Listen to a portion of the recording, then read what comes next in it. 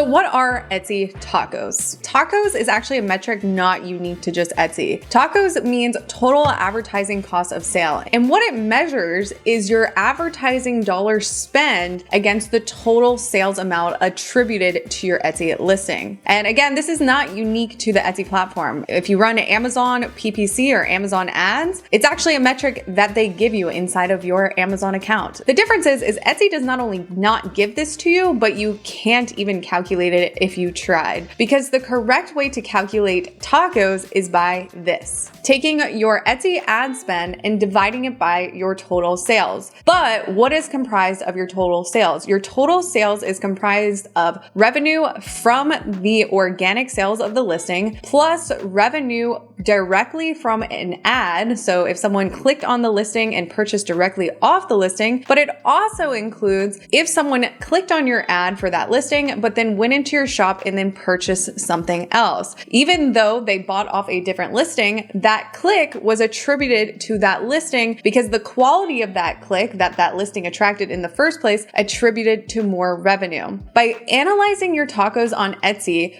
in this way, with your spend against your total sales, this percentage is called your tacos percentage, aka your marketing cost percentage on your listing. Inside of Profit Tree, we currently give you your ad cost percentage or your tacos for your entire shop. So if your tacos here is 15% or 14.8%, what you would want to do with your Etsy listings is you would want to make sure that your tacos amount, if you want to decrease your ad cost percentage or your tacos percentage for your entire store, you would want to turn off any Etsy ads on listings that are not beating this 14.8%. So if your goal is to get your ad cost percentage down by 5%, so your ad cost percentage is 10%, which is giving you a 5% increase in profit margin, then you would want to be strict with your Etsy listings and turn off any Etsy ads that are not achieving a less than 10% tacos. With this metric, Etsy ads become very black and white. People get very confused about how to analyze Etsy ads, mostly because Etsy doesn't even give you the numbers that you need. Again, analyzing it in this way is showing you the true revenue of your Etsy listings and the quality of the clicks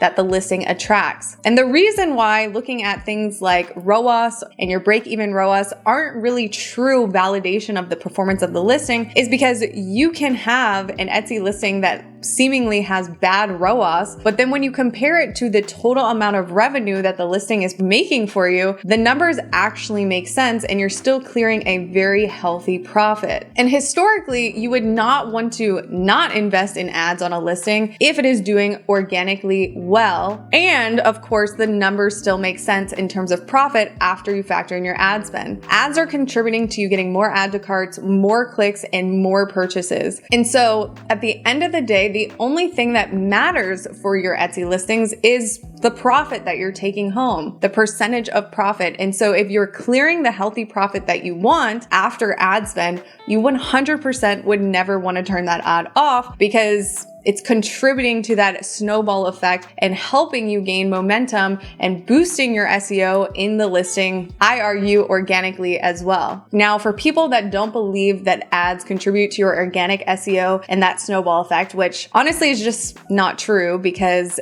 you could have earned a purchase on an ad that got you a 5-star review. And now all these organic views basically are not only looking at your listing and your review, but now they're purchasing because of that 5-star review, or they're purchasing because you have more add to carts than your neighbor, or they're clicking add to cart and they're purchasing outside the 30-day attribution window. But if you are someone that doesn't truly believe that ads contribute to your organic growth of your listings and your shop in this way, then inside of Profit Tree, we actually have something for you as well. So we have 2 columns. One is showing your return on ad spend, ROAS, which is the same ROAS that you see inside of Etsy. But next to it, we actually provide you the meaningful metric that you need to make ROAS valuable, which is your break-even point. The way you calculate your break-even point is 1 divided by your net profit percentage before marketing. In order to get your net profit percentage before marketing, you have to go into Profit Tree and add your product costs on each